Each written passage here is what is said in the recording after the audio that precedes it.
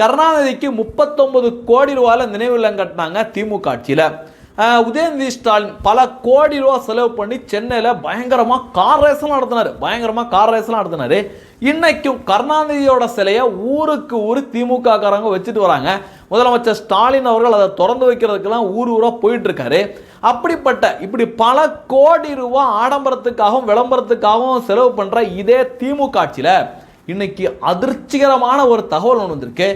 20 லட்சம் டன் நெல் இன்னைக்கு மழையில நனைஞ்சு வீணா போயிருக்கு அப்படிங்கிற அதிர்ச்சிகரமான தகவல் இன்னைக்கு வந்திருக்கு. ஏடிஎம்கே ஆட்சி காலத்தில் ஐயோ விவசாயத்தை காப்போம் பார்த்தீங்களா என்னமா இப்படிலாம் போயிருச்சு அப்படின்னு பல பேர் ஊருக்கு ஊர் பல போராளிகள் இருந்தால், ஆனால் ஒருத்தங்க கூட இந்த விவகாரத்தில் வாயை திறக்கலை. பல கோடி ரூபா செலவு பண்ணி வைக்க தெரியுது, நினைவு இல்லம் கட்ட தெரியுது, கார் ரேஸ் நடத்த தெரியுது.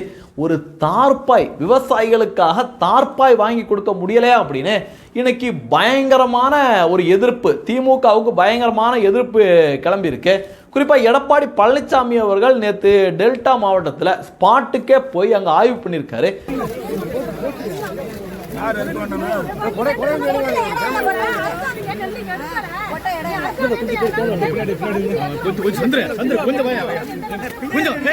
அங்க இருந்து அவர் வைக்கிற குற்றச்சாட்டு என்ன அப்படின்னு பாத்தீங்கன்னா, சட்டப்பேரவையில் அமைச்சர் என்ன சொன்னார் அப்படின்னா, கிட்டத்தட்ட ஒரு நாளைக்கு 2000 நெல் மூட்டைகளை நாங்கள் எடை போட்டு கொள்முதல் பண்ணிட்டு இருக்கோம் அப்படின்னு சட்டப்பேரவையில் சொன்னார்.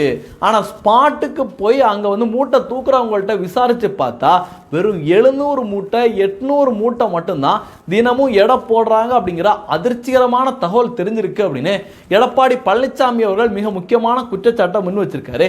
எதிர்க்கட்சி தலைவர் மட்டும் கிடையாது, தமிழகத்தில் ஒட்டுமொத்த தமிழ் சமுதாயமும் மிக முக்கியமாக பேச வேண்டிய பிரச்சனை இந்த பிரச்சனை. ஏன்னா விவசாயிகள் அவ்வளோ கஷ்டப்பட்டு நெல் மூட்டையை கொண்டு வந்து சேர்க்குறாங்க, அதை பாதுகாக்கிறதுக்கு கூட இந்த அரசாங்கத்துக்கு வக்கில்லை அப்படின்னா எதுக்காக இவங்களை ஆட்சி பண்ணணும்?